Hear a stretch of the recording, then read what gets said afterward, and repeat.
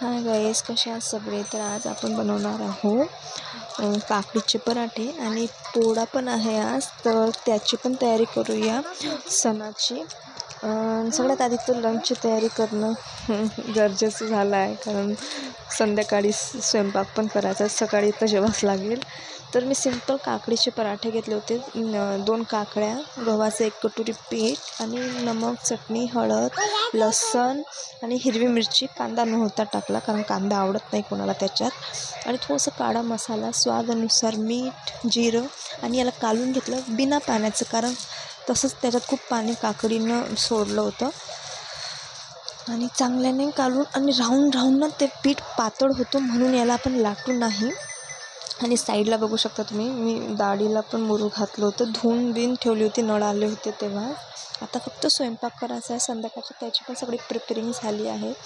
आणि मी पॅन घेतला आहे हा, आणि पॅन फुटून घेतला आहे, आता एवढं काही आठवत नाही आहे. आणि त्याच्यात तेल टाकलं आहे त्याच्यावरच आपण थोडंसं बॅटर टाकूया आणि पाणी लावलं, थोडंसं असं मोठं करूया आणि गोल आकार देऊया. जो की गोल आकार बनलाच नाही, पण खायला खूपच सुंदर लागत होते.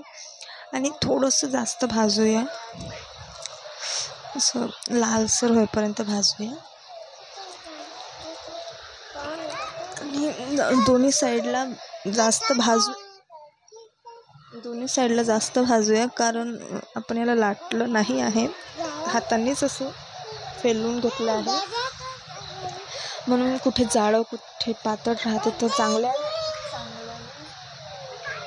शेकावं लागेल.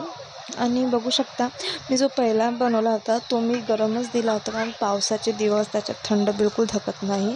आणि हा मी दुसरा घेतला आहे, याच्यात टाकला. आणि बघू शकता पाऊस पण खूप जोरात चालू आहे. आणि हा बनवला आहे मी डबल.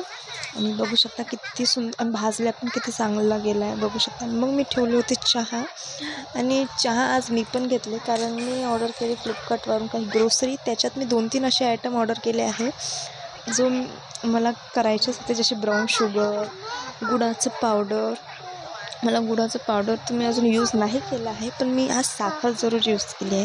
याला ब्राऊन शुगर म्हणतात फ्लिपकार्टवर. आणि मला पाहायचं होतं की ब्राऊन शुगर आणि आपल्या साध्या शुगरमध्ये काय डिफरंट असते, काय फरक असते.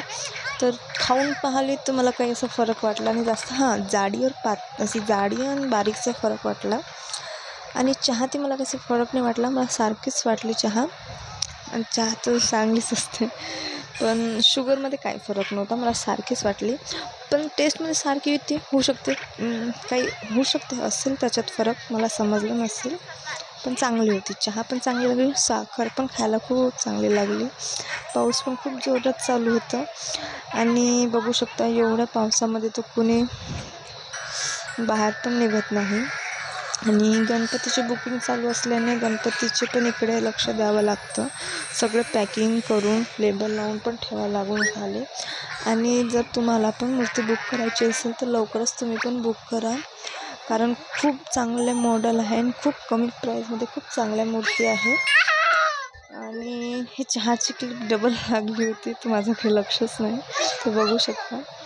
चहा पण एकदम रेडी आहे आणि गरम होती, आणि चहा पण प्यायला अशी काही हे नाही, खूपच सुंदर. आणि अद्रक टाकल्यानंतर चहाचा स्वादच वाढून जातो. तर अजून मी काही ग्रोसरी ऑर्डर करणार फ्लिपकार्टवर, तर मी नक्कीच त्याचा पण व्हिडिओ टाकेल. आणि मी काही ज्वेलरी पण ऑर्डर केली आहे, त्याचा पण व्हिडिओ टाकेल. आणि चला भेटूया नेक्स्ट व्लॉगमध्ये, तेव्हापर्यंत चहाच पाहूया.